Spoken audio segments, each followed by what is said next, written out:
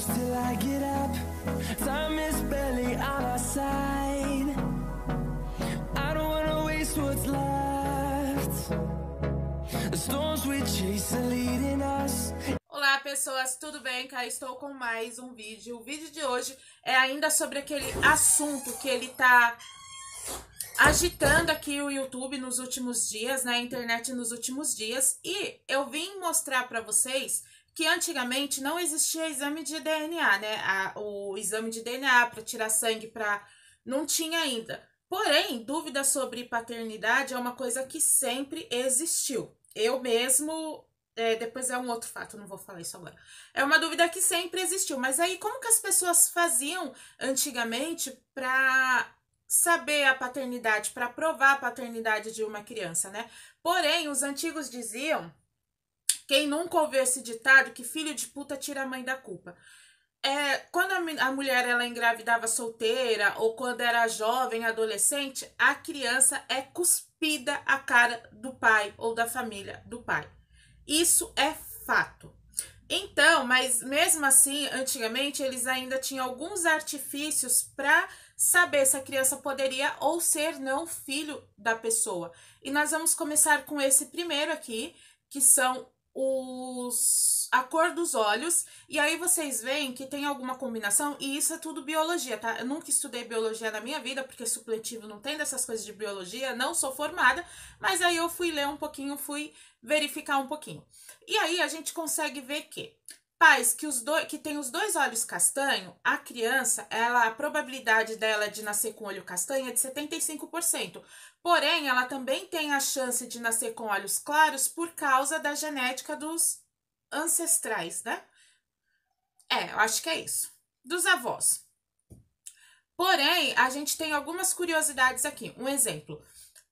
Uma criança que tem... O pai tem olho verde e a mãe tem olho castanho, que é o caso aqui de casa. A criança ela tem 50% de chance de nascer com olhos castanhos, 37% de chance de nascer de olhos verdes e só 12% de chance de nascer com olhos azuis. Aqui em casa ninguém nasceu com olhos claros, todo mundo nasceu com os olhos castanhos.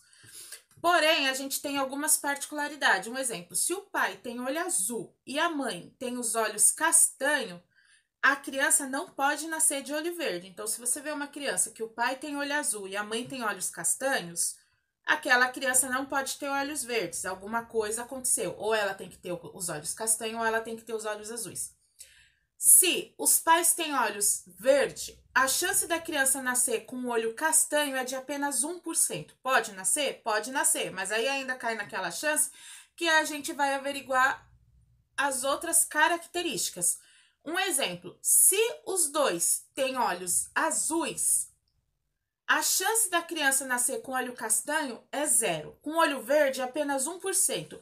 Logo, se os pais têm olhos azuis, pai e mãe têm olhos azuis, necessariamente a criança precisa nascer de olhos azuis.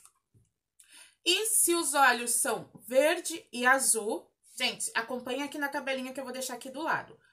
A criança também não pode nascer com olhos castanhos. Se o pai tem olho verde e a mãe tem olho azul, a criança ela tem 50% ou nasce com olho azul, 50% com os olhos verdes, 0% com os olhos castanhos. Aí eu fiquei pensando aqui, se eu conhecia algum casal que tivesse olhos claros e a criança olhos escuros. E não veio nenhum na minha mente assim. A segunda dela, que eu acho que pra mim é até melhor do que a questão de olhos, porque olhos, né, ainda tem a genética, às vezes tem uns genes lá do pai, do vô, puxou, não tem gente falar, puxou o avô, puxou o pai neto, puxou o tio, puxou da... Mas enfim, aí, analisando a cor dos olhos, eles iam pro tipo sanguíneo, né? E aqui tem uma curiosidade muito bacana. Um exemplo, se o pai é A, um dos pais são A e o outro é B, então o pai é A e a mãe é B, eles podem gerar todos os tipos sanguíneos. Então, se o pai é A e a mãe é B, o filho pode ser um tiquinho de cada que ninguém nunca vai descobrir.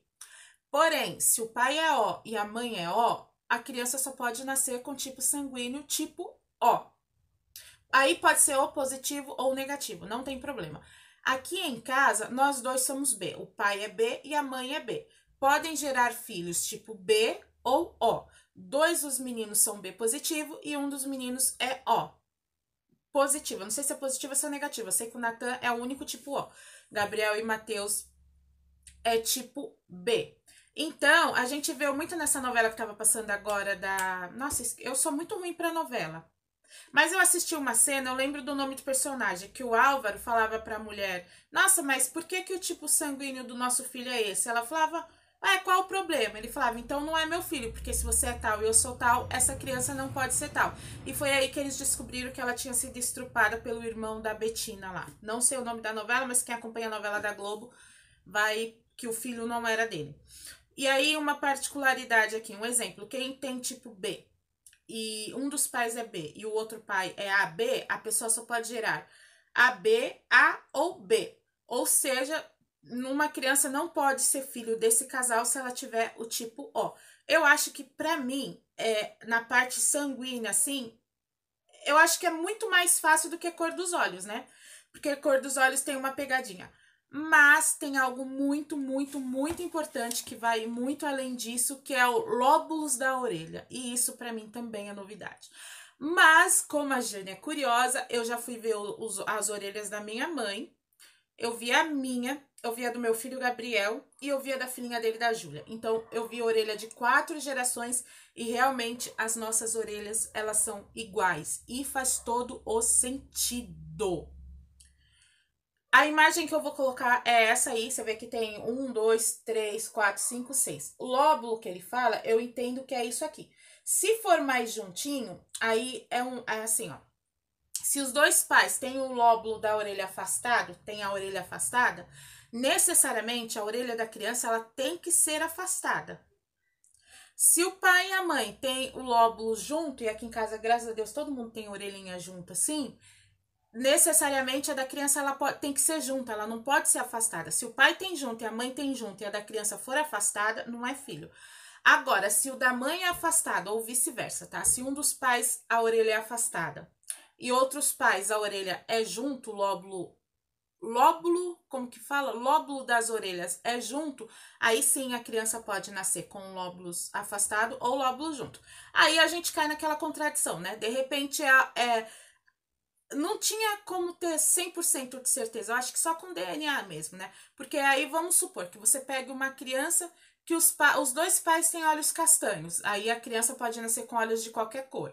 Então, eles vão ter que pular para a segunda fase. Aí você pega uma criança, aí suponhamos que a mãe seja A e o pai seja B. A criança pode ter todos os tipos sanguíneos. Então, quer dizer, ali já não dá para definir também a paternidade.